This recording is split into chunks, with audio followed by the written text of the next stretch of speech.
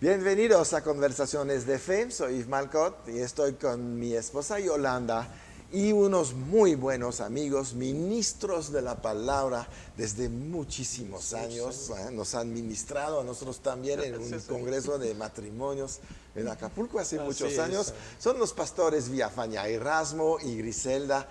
La verdad es un honor tenerlos con nosotros en este programa. Gracias, Yves. Porque sabemos que son de gran bendición para los matrimonios que nos escuchan. Porque yo creo que todos los matrimonios necesitan escuchar un buen consejo. Gracias. Y estuvimos hablando del orgullo, del egoísmo, de la humildad, de no protagonizar tampoco. De poner atención a los demás. Exacto. Y estabas diciendo antes de empezar el programa que podríamos ver qué es lo que Jesús haría, ¿no? Sí, ¿Qué es lo que nos podría decir? Es lo que a final de cuentas cuenta, ¿no? Sí. Aprender Pero de Jesús él, era ¿verdad? soltero, no es un problema. Bueno, déjame decirte que el matrimonio ejemplar es el de Cristo y su iglesia. Ay, caray, pues sí. Amén. Entonces, sí, él sabe exactamente cómo ser el mejor esposo, ¿no? Sí. Y nosotros... Y lo que tiene que aguantar. Y lo que tiene que aguantar de su novia imperfecta aún, ¿no? Pero él viene por esa iglesia gloriosa, ¿no? Y estamos en camino a esa vida, Sí, a esa así vida es. funcional de Dios. Entonces sí, hemos hablado de evitar que el orgullo nos guíe, hemos hablado de ser humildes, de poner atención a nuestra familia, como antes, decía Yoli, a regresar a esa época en donde le preguntas verdaderamente a tu esposa, a tus hijos, ¿cómo estás? ¿Qué puedo hacer por ti? Y también debemos preguntarnos, ¿qué haría Jesús? Exacto. ¿Qué haría Jesús? Y esto también lo dicen Filipenses 2:5, donde Pablo sigue diciéndole a los filipenses, tengan la misma actitud que tuvo Cristo Jesús. O sea, la misma actitud que tuvo Jesús en todo, ¿no? Dice, porque aunque era Dios, no consideró que el ser igual a Dios fuera algo a lo cual aferrarse, ¿no? Y aquí a veces decimos, pero ¿eso qué tiene que ver con mi familia? ¿Qué tiene que ver conmigo? Bueno, cuando somos solteros y nos casamos, como decías al inicio, y entramos a este mundo desconocido, pero muchos de nosotros tenemos cosas a las que nos aferramos, Sí. a nuestra gloria de solteros, Claro. y muchos no se despojan de eso, como dice la Biblia, que se despojó de su deidad, Sí. Jesús, y nosotros no nos queremos despojar de esa gloria que teníamos, entonces no queremos dejar atrás eso, ¿no? Y Jesús lo hizo. Dice ahí, no consideró que ser igual a Dios fuera algo a que aferrarse, en cambio renunció a sus privilegios divinos, adoptó la humilde posición de un esclavo y nació como ser humano. Entonces, ¿qué nos dice esto? Bueno, si yo quiero tener esa misma actitud, ¿qué debo hacer? ¿Qué debo decir cuando estoy pasando por este conflicto o este desacuerdo? Porque el estar en Cristo no quiere decir que no vamos a tener desacuerdos. Mi esposa y yo somos las personas más diferentes que pudieran existir. A mí me gustan unas cosas, a Gris, mi esposa, le gustan otras. Somos totalmente opuestos, totalmente, ¿no? A mí me gustan las gorditas de chicharrón, a mi esposa le encanta la verdura, ¿no? Yo sigo pensando que el brócoli es un engaño del enemigo, pero a mí me gustan las películas de acción, a mi esposa le gusta Historias el romanticismo reales. o historias reales. Sí, somos totalmente diferentes, pero cuando tenemos ese desacuerdo, realmente actuamos como actuaría Jesús. Es decir, ¿cuáles actitudes dice que tuvo Jesús aquí? Primero, él no exigió sus derechos. Claro. Él renunció a sus privilegios. Él renunció a lo que le correspondía. Yo no me imagino al Señor haciendo una marcha, diciendo, oye, me tienes que respetar. Yo exijo, como hijo de Dios que soy, que me respeten y que me que me obedezcan. No. Claro. No exijas tus derechos. Tienes derechos como esposo, sí. ¿Tienes derechos como esposa? Claro. Pero no hay por qué pelear por esos, ¿no? Estando Cristo, no te aferres. No te Sembrando aferres. en el otro vas a cosechar para ti, ¿verdad? Exactamente. Entonces caemos a veces en esa necedad. Como dicen por ahí, te aferras a lo que dijiste y por Al Dios orgullo- que eres tú. Exactamente. Y entonces no hay cambio. Dice, él renunció a sus privilegios y adoptó la posición de esclavo. Es decir, tenemos que buscar, no exigir nuestros derechos, y dos, buscar en qué puedo servir, cómo puedo ayudar a mi familia. A mí me encanta la historia de un pastor que iba a dejar a su hijo al kinder y viendo por el retrovisor a su hijo que iba paradito así entre los dos asientos, y el niño con esa espontaneidad le dijo, papá, ¿quién manda en la casa? Y el pastor le dijo, pues yo, hijo. Dice, no es cierto, papá. Manda a mi mamá porque tú levantaste los trastes, levantaste mis juguetes, me vestiste. Y hasta el pastor se sacó así como de donde dijo, ay, pues sí es cierto, creo que yo estoy. Pero el Señor de inmediato le dijo, tú estás siendo un buen líder.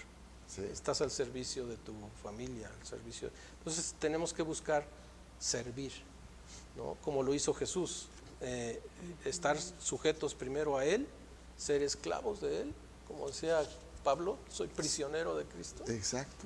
no de ninguna otra. Él estaba en la cárcel físicamente, pero en realidad él veía la libertad de poder decir precisamente a los filipenses, regocíjense, sean felices, Sí, ¿no? sí. Teniendo todas estas ¿Y cuántas veces él dice, como se presenta en sus epístolas? Así es. Siervo de Jesucristo. Siervo de Jesús. ¿verdad? Y Santiago igual. Santiago, entonces dice ahí, cuando apareció en forma de hombre, se humilló a sí mismo en obediencia a Dios y murió en una cruz como morían los criminales. Entonces, él se humilló, él fue nuestro ejemplo de humildad, y también nos dice que pues hay que estar al servicio de los demás, y algo bien importante, hacer lo correcto aunque duela. Porque a veces se nos olvida que Jesús no quería ir realmente a la cruz. Sí. Le pidió al Padre, si puede pasar de mí esta copa, pero no se haga tu voluntad, sino la mía. Exacto. Y Jesús hizo lo correcto, y gracias a Dios que hizo lo correcto, aunque le dolió Sí, ¿verdad? mucho, aunque sufrió, Sí. porque si no, no estaríamos aquí nosotros, ¿no? Pero hay que hacer lo mismo, hacer lo que debemos hacer, lo correcto en obediencia a Dios, aunque a veces no nos va a gustar No. y vamos a sufrir, ¿no? Va a Es haber que un al dolor. servir a alguien muchas veces te tienes que desprender de algo. Puede ser tu tiempo, puede ser algunas cosas materiales, inclusive económicas, no sé. Pero cuando nos desprendemos de algo, nunca lo debemos de ver como una pérdida, sino como una semilla que estamos sembrando en alguien más. Entonces, el servir, la verdad, es una bendición. Cuando Claro. entiendes el principio de servir, dices, yo quiero servir más, porque yo entiendo la bendición que hay en el servir, el hacer algo por la necesidad de alguien. Y yo creo que una de las mayores formas de poder servir a la gente es el tiempo, Sí. porque ya nadie tiene tiempo.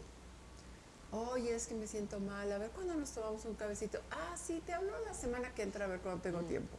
Y la verdad es que nunca sucede. Sí, Entonces, una manera muy egocéntrica es depender del tiempo, que finalmente lo hemos comprobado. ¿Cuántas veces hemos comprobado que cuando estamos actuando en la voluntad de Dios, el Señor estira los tiempos, así es. ¿no? Así es. Y a veces, ¿cómo me dio tiempo de hacer tantas cosas? Porque estás sirviendo, porque estás en la voluntad, porque estás en el propósito, porque Exacto. estás buscando hacer, a lo mejor no perfecto y con 1000 errores, pero tienes esa intención de decir, Señor, yo quiero servir, yo quiero venir a poder hacer algo por la necesidad de otra Así persona. es, así es. Y ahí es despojarte de ti mismo a todo lo que da. Como tú dices, el tiempo es tu vida. Es este minuto, este segundo, no lo recuperas. En donde inviertes tu tiempo Ahí está tu corazón, dice la palabra, ¿no? En donde está tu prioridad, tu riqueza. Y lo más valioso que tenemos como recurso no renovable, pues es el tiempo. Es el tiempo. Y yo creo que es de lo que más sufren las familias. Exactamente. La mayoría de los hijos, la queja más grande de los hijos, bueno, no sé si la más grande, pero una de las mayores es que pues los papás no están con No ellos. están. Así es. Una de las formas de decir te amo es a través del tiempo. Nosotros tenemos un día a la semana para pasar ese día juntos, hacer cosas juntos, disfrutarnos, platicar, comer juntos, salir, y igual con nuestros hijos. Y ahora que tuvimos la oportunidad de honrar a mi mami y la seguimos teniendo porque a Cristo la gloria vive mi mami, juntos, unidos, le dedicamos tiempo. Mi mamá decía, es que te interesa más otras personas, la iglesia, otras familias, y yo a qué hora, ¿no? Entonces Dios acomodó todo para que estos 6 meses que estuvo en casa pudiéramos honrarla, mimarla, orar por ella, darle palabra. Entonces yo la puedo visitar, le puedo decir muchas veces, te amo, mami, pero cuando más lo necesita, si no estoy con ella atendiéndola, entonces de esa manera mi mami se da cuenta que ok, hay un Dios de prioridades, pero Dios dice, honra a tu padre y a tu madre, porque es un mandamiento. Y si mis hijos ven que nosotros estamos honrando a mi suegra y a mi mami, que las dos viven, pues igual, o sea, es un obedecer a Dios y servir empezando por la familia, porque no podemos servir a medio mundo y dedicar tiempo a medio mundo y la familia a qué hora, ¿no? Entonces, tiempo como matrimonio, primero tiempo con nuestro Señor, intimidad con Él. Jesús es mi mejor amigo. Tiempo con Él, tiempo como matrimonio de calidad, y de vez en cuando sí, tener un viaje a solas.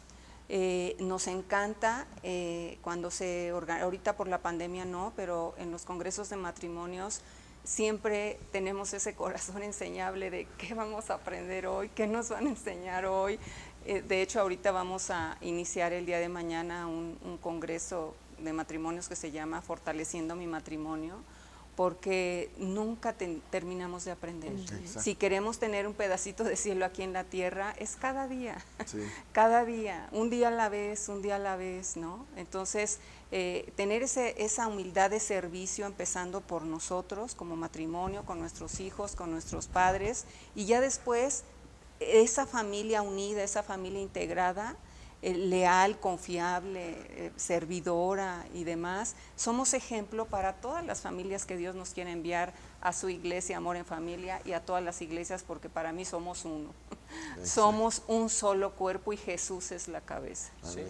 Y eso es bien importante, el pasar tiempo juntos, por lo menos un día, pero se tiene que hacer a propósito. Decía alguien, el tiempo no se tiene, se da y se hace que se dé. O sea, nunca, si tú dices no tengo tiempo, nunca vas a tener tiempo, ¿no? Pero lo tienes que dedicar a propósito, a algo, a tu familia, ¿no? Es que el tiempo lo tienes, pero lo usas a otras cosas. Sí, tienes otras prioridades, ¿no? O a veces ni prioridades. Simplemente es lo tu perdemos. rutina, ¿no? Se empieza a llenar el día, ¿no? Con De cosas, actividades y se te va como agua, y cuando volteas ya se terminó la semana. Así es, y hoy por lo menos lo podemos ver. Un matrimonio es como que pasa también por las 4 estaciones, ¿no? Te casas, es la primavera, todo está floreciendo, todo es bien, bonito, y está muy bien, pero esos matrimonios jóvenes hoy, por ejemplo, se empiezan a llenar de actividades, ¿no? Piensan a veces, dice, bueno, yo voy a la iglesia, ¿no? Y piensan que yendo a la iglesia los domingos es suficiente tiempo para dedicárselo a Dios, ¿no? Y entonces entre semana pues se dedican a trabajar, y yo lo veo con mis hijos que son profesionistas y que dedican su tiempo, están en esa etapa de que pues sí, trabajas y de repente, sobre todo hoy después de la pandemia, porque la pandemia nos trajo muchas cosas, ¿no? Nos trajo sobre todo la valoración del tiempo, porque muchos Sí. encerrados decíamos, bueno, tu pretexto era que no tenías tiempo, ¿no? Ahora, no, es que ahora me voy a conectar y otra vez vía remota y a cambiar las prioridades otra vez. Y estando en la misma casa, una familia seguía sin dedicarse el tiempo, ¿no? Sí, sí, sí. Seguía atrapados ahí. Y eso también trajo a la luz la doble vida que muchas veces tenía la familia. Porque a veces el varón, el esposo, salía, se iba a trabajar y regresaba hasta la noche y no sabíamos en qué había perdido el tiempo. A veces decía que se había trabajar, pero pues estaba en otras cosas, ¿no? Sí, claro. La esposa pues también, los hijos pues igual. Y ahora estando todos juntos vino a hacer que cada quien viera qué iba a hacer ahora con su tiempo, ¿no?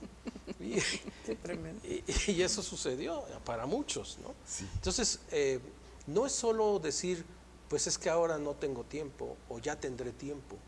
No, el tiempo se tiene que dedicar verdaderamente, ¿no? Decía mi esposa, nosotros pues decidimos, sea lo que sea, tenemos mucho que hacer, obviamente, con la iglesia, con los matrimonios. Yo sigo siendo comisario en sociedades anónimas, como consultor de finanzas.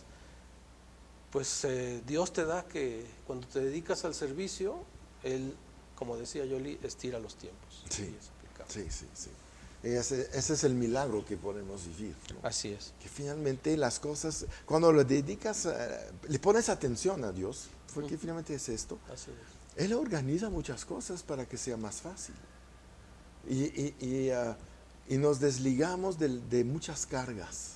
Sí, Haciendo lo correcto, lo demás se acomoda. sí, exactamente. Entonces ya no estamos en nuestras fuerzas. Así es, pero fíjate, para hacer lo correcto, decíamos, hay que desaprender algunas cosas. Y una de ellas es que mucha gente no hace lo correcto por miedo. Ah, sí. Y ese quizás va a ser el tema del próximo Del programa. próximo. Pero a veces cuando ya decidimos que no vamos a ser guiados por el orgullo, que vamos a ser humildes, que vamos a pensar menos en nosotros y más en las necesidades de nuestra familia y que nuestras prioridades deben cambiar y todo, viene el enemigo y dice, cuidado, algo te va a pasar, o sea, ¿vas a dejar de trabajar o qué? ¿Le vas a dedicar tiempo a Dios y el trabajo? A mí me pasó, ¿no? Y cuando íbamos al instituto Y yo bíblico, decía, no, yo cómo voy a estudiar, no, primero es la chamba, Dios me dio ese trabajo, así que no puedo. lo- Y por miedo tomamos decisiones o dejamos de tomarlas. sí, sí, sí. Y eran bendiciones que estaban en camino y que por miedo, el miedo te paraliza, el miedo te quita el cerebro, Te quita todo. la verdad. Así es. Tomamos decisiones estúpidas cuando tenemos miedo. Y sí, hay miedo. Bueno, Satanás vive en esto, entonces te contagia. Sí, sí, sí, sí. Dices, no, cuidado. Sí, Y no ahorita cambies. vemos en las generaciones nuevas, ¿no? Tienen miedo de casarse. Si tienen miedo a todo. ¿Sí? ¿Qué va a pasar? Y eso es un poquito nuestra culpa, del mal testimonio, ¿no? Sí, como decía Gris, yo no me voy a casar, así decía cuando al ver a su familia, no, el matrimonio no es para mí. Muchos decían eso. Sí. Y es una mentira, porque el matrimonio fue hecho para que el hombre esté bien. Así es. La Biblia dice, el que encuentra esposa, encontró el bien. Es un tesoro, dice una versión. Sí, ¿cómo no? Te van a decir, no, pues no conoces mi Sí, esposa. o sea, no, pues no. Así me dijo una vez, pues es que usted no vive con ella, pastor. Me dijo, no. Pues porque tienes que arreglar la bronca tú. Ok, pues bien, yo creo que vamos a dejar esto porque nos podemos meter en caminos peligrosos. Entonces, nos despedimos de ustedes. Vamos a seguir mañana con un cierre de todo este tema, pero no te lo pierdes y compártele con todas las personas que tú conoces, casados o no casados, porque la verdad hay mucha bendición en esta enseñanza. Y recuerda, siempre en victoria.